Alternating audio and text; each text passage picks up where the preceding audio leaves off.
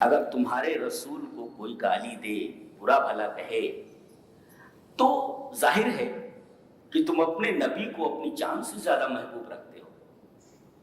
تکلیف ہونا تو لازمی ہے، وہ اس لیے کہ ہمارا رسول یہاں رہتا ہے دل میں، اور جب اس کو کوئی برا بھلا کہے جو دل میں رہتا ہو تو دل کو تو تکلیف ہونے ہی والی ہے، بہت تکلیف ہوتی ہے، بہت تکلیف ہوتی ہے۔ جو دل میں رچا بسا ہوا ہو، جس کا نام آئے تو درود نہ پڑھنے والا دنیا کا سب سے بڑا بخیل ہے، جس کا یہ مقام ہو، جو دل کی گہرائیوں میں پیوست، اس کو اگر کوئی برا بھلا کہتا ہے تو ایک مومن کا دل دکھنا، اس کے دل کو تکلیف ہونا ایک لازمی بات ہے۔ ساتھ بھی یہ بھی کہا گیا کہ دیکھو تکلیف تو تمہیں ہوگی، لیکن جذبات میں آ کر کے کوئی ایسا قدم نہ اٹھانا جس سے تمہیں تکلیف ہو۔ درد کو ظاہر کرو، مگر قانون اور اخلاق کے دائرے میں، قانون اور اخلاق کے دائرے کے باہر مت جاؤ۔ رہا ایسے شیاطین کا معاملہ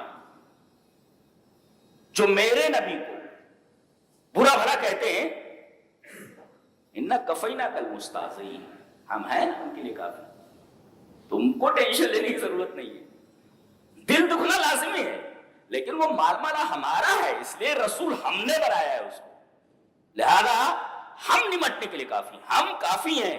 اِنَّا كَفَيْنَاكَ یعنی ما یاتیہم من رسول اللہ کانوا بہ یستہزئون، جتنے بھی رسول دنیا میں آئے ان کے ساتھ استہزاء کیا گیا، ان کا مذاق اڑایا گیا، ان کو گندی گندی گالیاں دی گئی، ان کو برا بھلا کہا گیا، ان کے روح در روح چار لوگوں کے سامنے ان کو برا بھلا کہا گیا، تو ایسا ہے تو ویسا ہے، پیٹ پیچھے برا بھلا کہا جائے، لیکن صحابہ کرام نے ایسا کوئی قدم نہیں اٹھایا جس سے ان کو تکلیف ہو۔ ہاں اللہ نے نمٹ لیا سب سے، جیسا کہ اس کا وعدہ ہے، اِنَّا كَفَيْنَاكَ الْمُسْتَهْزِئِينَ۔ ایک بات یاد رکھو، نوٹ کرو، نبی کو گالیاں دینے والا، نبی کو برا بھلا کہنے والا اس صفحہ ہستی پر انتہائی ذلیل اور بدترین شخص ہے، اور اللہ تبارک و تعالی اسے ایسی سزا دینے والا ہے کہ وہ نمونہ عبرت اور نشان عبرت بن جانے والا ہے۔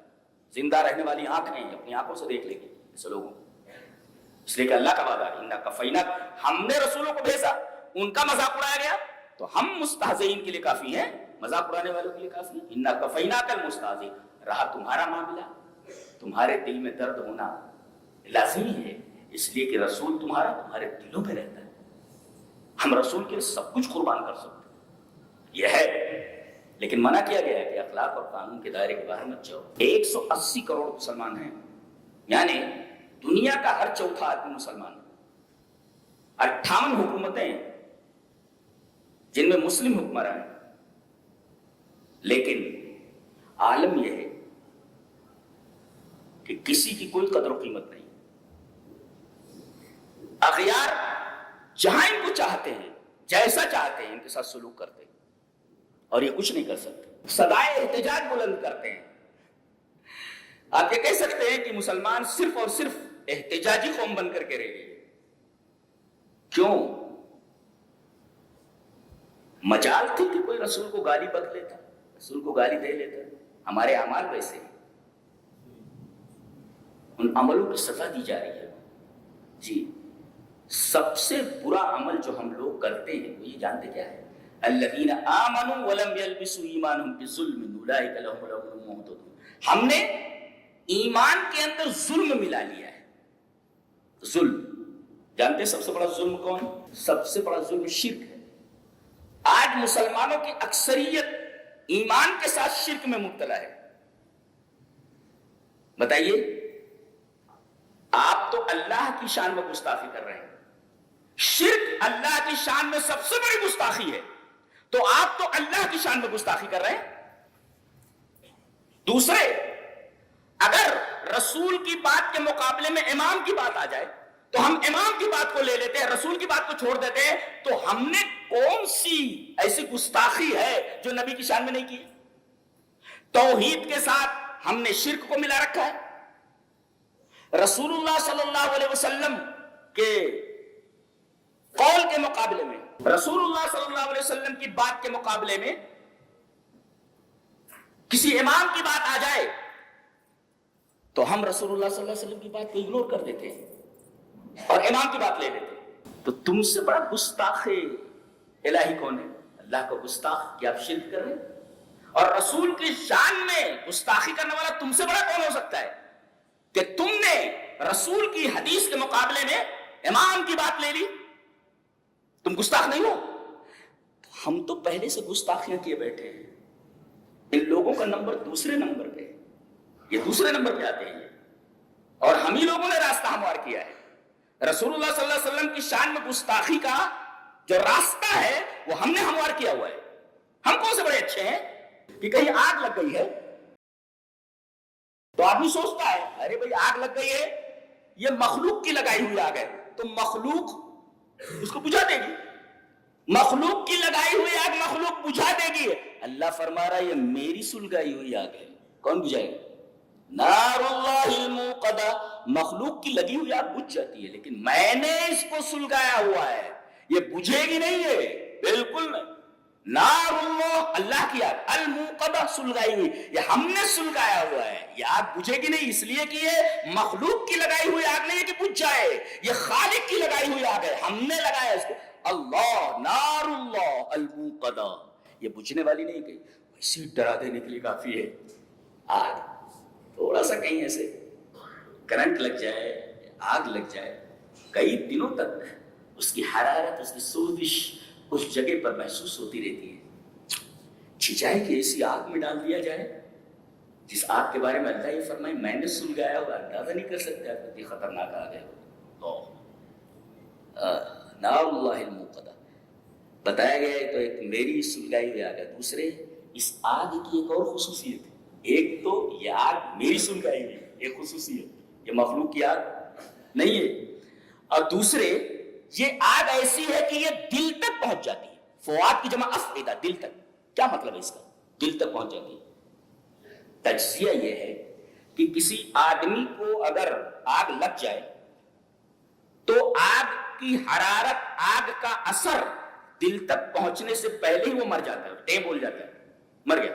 آدمی کو جلا دیا جائے، آدمی کے بدن میں آگ لگا دی جائے تو آگ کا اثر پہلے بدن کے اوپر ہوتا ہے۔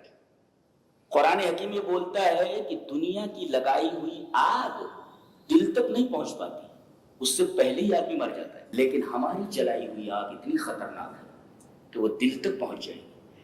بدن تو برداشت کر ہی نہیں پاتا، دل کیا برداشت کرے گا آگ؟ دل تک پہنچ جائے گا۔ دل ویسے بھی بہت نازک ہوتا ہے، اور یہ بتایا گیا ہے اسی دل کے اندر یہ ساری خباثتیں تم نے پال رکھی ہیں، یہی دل ہے کہ یہیں سے اٹھتا ہے تو دماغ میں آتا ہے نبی کو گالی دو، یہیں سے بات اٹھتی ہے کہ نبی کو برا بھلا کہو، یہیں سے بات اٹھتی ہے نا۔ آگ کو ہم یہیں تک پہنچائیں گے، جہاں سے یہ تمہارے برے خیالات اٹھ رہے ہیں وہیں ہم آپ کو پہنچا دیں گے۔ کیوں؟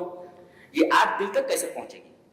اس لیے کہ آدمی بدن میں آگ لگنے کی وجہ سے دل تک آگ کا اثر پہنچنے سے پہلے مر جاتا ہے، لیکن جہنم میں موت نہیں ہے، لہذا آگ کا اثر دل تک تو پہنچنے ہی والا، مرے گا نہیں نا۔ یہاں تو آگ کا اثر دل تک پہنچنے سے پہلے ٹیم بول گیا، مر گیا، لیکن جہنم میں موت نہیں آنے والی۔ جب موت نہیں آئے گی تو بدن سے ہو کر کے آگ کا اثر دل تک لازمی طور پر پہنچنے والا ہے۔ اللہ، آگ کا اثر بدن کا برداشت کر سکے، دل جیسی کمزور چیز اس آگ کو کیسے برداشت کر سکے؟ یہ اندازہ لگا یہ کتنی خوفناک سزا ہے، یہ کتنی خوفناک آگ ہے۔